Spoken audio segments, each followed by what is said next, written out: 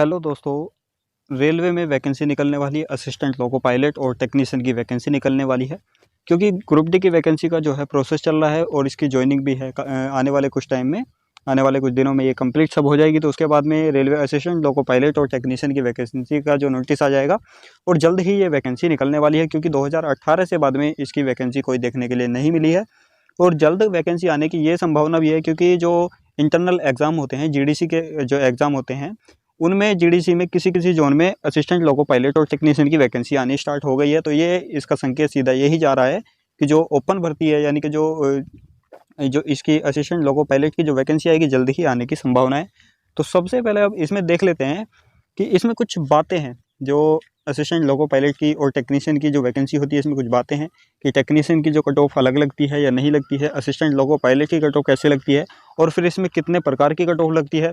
अगर ट्रेड वाला exam clear नहीं होता है तो क्या होता है, और अगर साइको क्लियर नहीं होता है तो हमें कौन सी जॉब मिलती है या नहीं मिलती है, तो उसका क्या फैक्ट है, ये सारा आज की वीडियो में देखेंगे। और उससे पहले हम देखेंगे जो 2018 में वैकेंसी निकली थी उसमें कट ऑफ हमारी कितनी गई थी। तो आपको ये अंदाज़ा वहाँ से लगने वाला है कि जो हमारी कट ऑफ है कितने फैक्ट पर निर्भर करती है, किस तरीके से कट ऑफ लगती है और आने वाली वैकेंसी में किस हिसाब से कट ऑफ का प्रावधान होगा, यहाँ से पता चलेगा। जो CBT 1 और CBT 2 की कट ऑफ में कितना अंतर होता है, CBT 2 और फाइनल कट ऑफ में कितना अंतर होता है।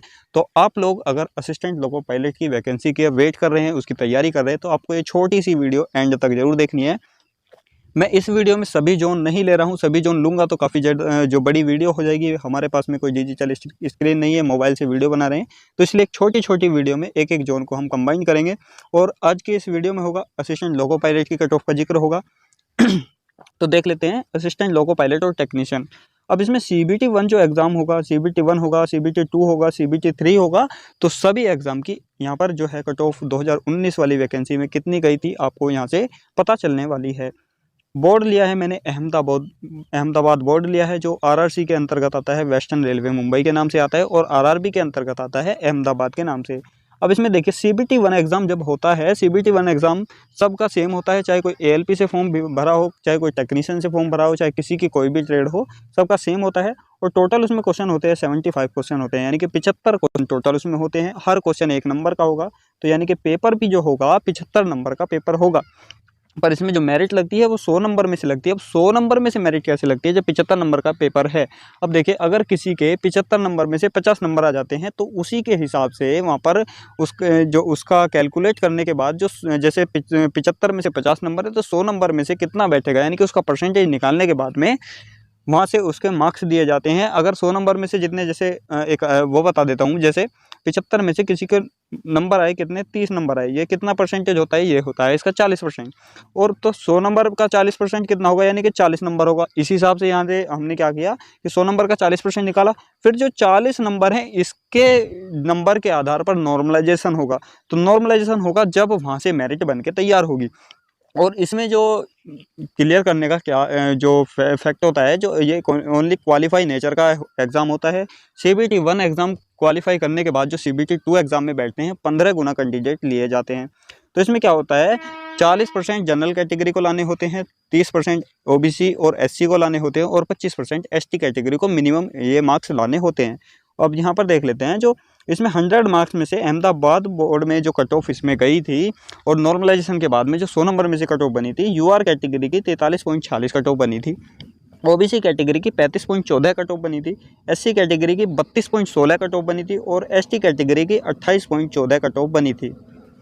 ये कट ऑफ हुई थी नॉर्मलाइजेशन के बाद की कट ऑफ थी। अब 15 गुना कैंडिडेट पास किए गए थे। 15 गुना कैंडिडेट पास करने के बाद में CBT 2 एग्ज़ाम हुआ।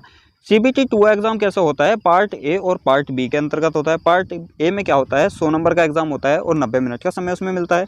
पार्ट B क्या होता है, ओनली ट्रेड का एग्ज़ाम होता है, और ट्रेड का एग्ज़ाम जो है 35% मार्क्स जिसके आ जाते हैं तो वो ट्रेड क्वालिफाई कर जाता है। अगर किसी के 35% मार्क्स नहीं है तो वो ट्रेड में हो जाता है, तो ट्रेड में फेल हो जाता है। और 1/3 इसमें नेगेटिव मार्किंग पार्ट A में, पार्ट B में, दोनों में इसमें देखने के लिए मिलेगी। और इसकी भी कट ऑफ जो है नॉर्मलाइजेशन के हिसाब से लगती है। और CBT 2 की बात करें तो भाई जो ट्रेड वाला है वो तो क्वालिफाई हो गया। ये पार्ट A से कट ऑफ बनी, जो जनरल कैटेगरी की कट ऑफ 52.80 बनी थी, OBC कैटेगरी की 41.92 बनी थी, SC कैटेगरी की 32.11 थी, और ST कैटेगरी की 25.16 थी। अब आप लोग देख लीजिए CBT 1 और 2 में कितना डिफरेंस आपको मिला, स्क्रीनशॉट इसका ले सकते हैं। उसके बाद आ जाते हैं जब CBT 2 क्लियर होता है तो उसके बाद में साइको टेस्ट के लिए बुलाया जाता है 1.5 गुना कैंडिडेट को। यानी कि अगर 3 वैकेंसी हैं और अगर 10 वैकेंसी हैं तो 15 कैंडिडेट को साइको के लिए बुलाया जाता है। और साइको क्या होता है, 5 सेट में साइको होता है। हर सेट में आपको 42 नंबर, वो 42% आपको मार्क्स लाने ही लाने पड़ेंगे। अगर 42% से आपके कम है तो आप उसमें डिस्क्वालीफाई हो जाओगे। तो ये है साइको की बात। तब साइको क्लियर होने के बाद जो मेरिट बनती है CBT 3 की मेरिट बनती है। ये CBT 3 क्या होता है, साइको टेस्ट होता है। कोई एग्जाम ये ऐसा नहीं होता है कि जैसे पार्ट A पार्ट B था, ये साइको होता है 5 सेट वाला। तो इसमें क्या होता है, जो पार्ट A से मार्क्स हमारे आते हैं उसका 70% मार्क्स लिया जाता है। जैसे किसी के अगर 10 नंबर आते हैं तो उसके 7 नंबर वहाँ से लिए जाते हैं। और साइको टेस्ट में जितने नंबर आते हैं उसके 30% मार्क्स लिए जाते हैं। यानी कि अगर किसी के साइको में 10 नंबर आए हैं तो 3 नंबर वहाँ से उसके लिए जाएंगे, और किसी के पार्ट A में 10 नंबर आए हैं तो 7 नंबर वहाँ से लिए जाएंगे। और इतने मार्क्स इकट्ठा करने के बाद फिर मेरिट बनती है, और वो होती है इसमें फाइनल मेरिट। यानी कि डॉक्यूमेंट वेरिफिकेशन और मेडिकल एग्जामिनेशन के लिए जो मेरिट होती है वो मेरिट इस जोन की इस प्रकार गई थी। UR कैटेगरी की गई थी 64.8 मेरिट गई थी। OBC कैटेगरी की 57.3 मेरिट गई थी। SC कैटेगरी की 52.13 थी, और ST कैटेगरी की 48.96 मेरिट गई थी। ये मेरिट हमारी टोटल तीनों मेरिट CBT 1, CBT 2 और CBT 3 यानी कि जो फाइनल मेरिट तक ये इसका प्रावधान था, ये मेरिट इसमें गई थी। अब आप लोग देखिए, इसमें अंतर देख लीजिए आप लोगों कि जो अहमदाबाद है यानी कि वेस्टर्न रेलवे मुंबई के नाम से है, उसमें मेरिट इतनी है। अब आप ये देखिएगा उसका जो वैकेंसी है, कितनी वैकेंसी उस बार थी, ये सब एक वीडियो में बताऊंगा। और ये असिस्टेंट लोको पायलट के लिए थी, और टेक्नीशियन की, PCM की, हर ट्रेड की यहाँ पर छोटी छोटी वीडियो आपको प्रोवाइड कराता रहूँगा। आप लोग वीडियो को ज़रूर शेयर कीजिएगा। अगर आपके काम की वीडियो नहीं है, आप असिस्टेंट लोको पायलट की तैयारी नहीं कर रहे हैं, तो आपको कोई फ्रेंड सर्कल में है तो आप उसके काम आ जाएगी। और इस वीडियो के प्रति या किसी भी टॉपिक के प्रति आपको कोई डाउट आ रहा है तो आप कमेंट सेक्शन में अपना डाउट भेज सकते हैं। हर कमेंट का आपको रिप्लाई मिलेगा। और टेलीग्राम ग्रुप का लिंक इस वीडियो के डिस्क्रिप्शन बॉक्स में मैंने डाला हुआ है, वहाँ से आप ज्वाइन हो जाना और वीडियो को जो है लाइक कर देना। और चैनल पर पहली बार विजिट कर रहे हैं तो चैनल को जरूर सब्सक्राइब करके बेल नोटिफिकेशन को ऑन कर लेना।